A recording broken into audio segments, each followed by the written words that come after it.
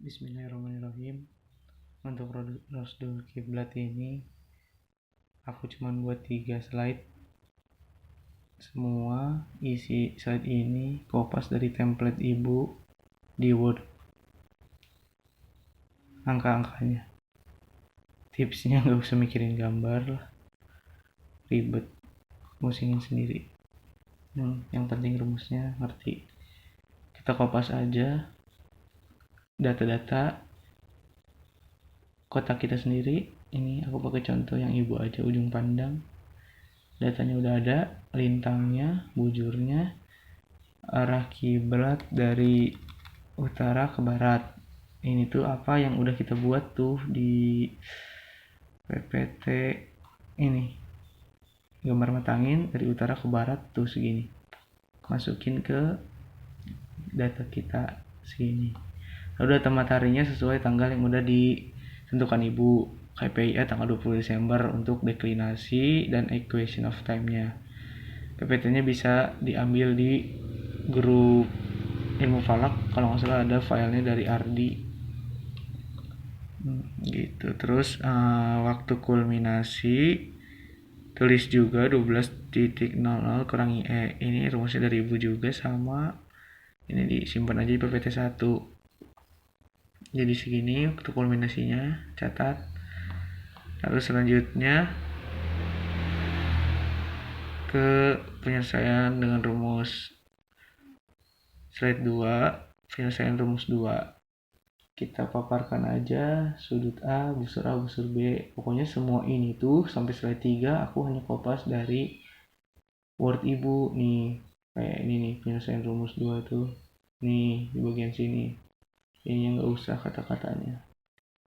Kopaslah kita penyelesaian rumus 2 nih.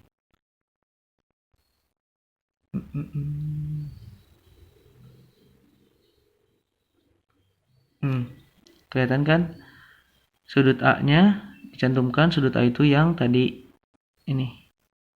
Sudut A kita tulis segini, lalu busur A, busur B, busur A 90 derajat dikurangi deklinasi. Nah, jadi totalnya segini dihitung, lalu busur B 90 derajat dikurangi lintang. Nah, karena ini lintang selatan itu minus, tuh tulis aja di sini minus biar ngerti, lintang selatan minus kalau lintang utara plus. Maka dikurangi minus segini, maka 90 tambah 5 min plus kan jadi 95. Oke, udah ketemu nih data ini penting. Lalu masuklah ke rumus. Rumus itu menyelesaikan ada 2 rumus, cos tangan P sama dengan ini sama cos C kurangi P. Nah, kita jabarkan dulu kotangan P. Kotangan P rumusnya apa? Cos B tangan A. Maka kotangan P sama dengan cos B, inilah cos B, busur B 95 kali tangan A. Tangan A ini. Lalu dijabarkan cos aja biasa di kalkulator, cos ini, cos lalu tan ini sama dengan ini kan. Lalu dari sini ketemulah hasil P. Tapi nggak semudah itu, ada rumusnya. Nah, ibu nggak menjelaskan karena biasanya kan di PPT itu ada voice note, ini nggak di Word. Jadi rumusnya shift tan angka ini X1 sama dengan shift DMS. Ketemulah ini. Lalu nah rumus-rumus kayak gini tuh kan nggak dijelasin ibu, tapi aku juga agak-agak lupa. Terus nanya ke ibu, dari mana bu dapatnya? Kalian buka PPT ibu tentang apa ya, penggunaan kalkulator saintifik gitu, adalah PPT yang awal. Nah, lanjut ke rumus yang kedua. Rumus yang kedua itu cos, yang ini cos CP ini. Cos C kurangi P sama dengan kotangan A kali tangan B kali cos P. Jadi kotangan A-nya berapa? Kotangan A tuh ini kan 81 kali tangan B ini 95 kali cos P ini yang udah dapat hasil tadi. Turunkan juga sama tan ini, cos ini. Nah, kotangan ini juga kan aku nggak tahu rumusnya, lupa. Ini juga dapat nih rumus kotangan udah dikasih ini di sini.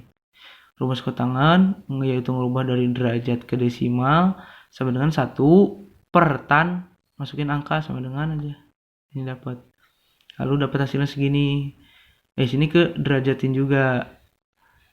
Nah, diderajatin caranya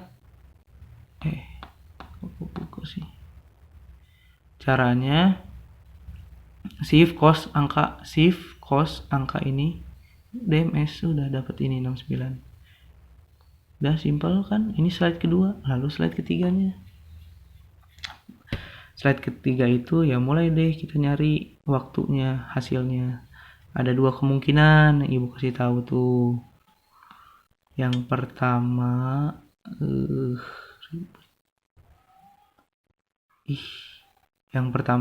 kemungkinan satu yaitu caranya ditambahkan, ini pun ditambahkan, dan kemungkinan dua itu caranya dikurangi. Oke, kemungkinan pertama dulu. Jadi semua itu dijabarkan, kemungkinan berapa yang kita dapat nanti waktu bayangan arah kiblat, bayangan benda yang sejajar dengan arah kiblat. Nah, C kurangi P kan udah ketemu tadi 69. Nih 69 yang ini nih. Nah, ditambah ini P. Tambah P sama dengan ini hasilnya. Hitung kalkulator. Lalu dibagi 15. Sama dengan, maaf agak berisik ada yang ngebangun. Lalu hasilnya dijadikan jam. Jadi 9:49:05. Udah deh. Hasil ini kan segini. Lalu kulminasinya diturunkan. Kulminasi ditambah hasil ini. Maka ditemukanlah hasil berdasarkan waktu ujung pandang, LMT atau apalah, nggak usah dipikirin.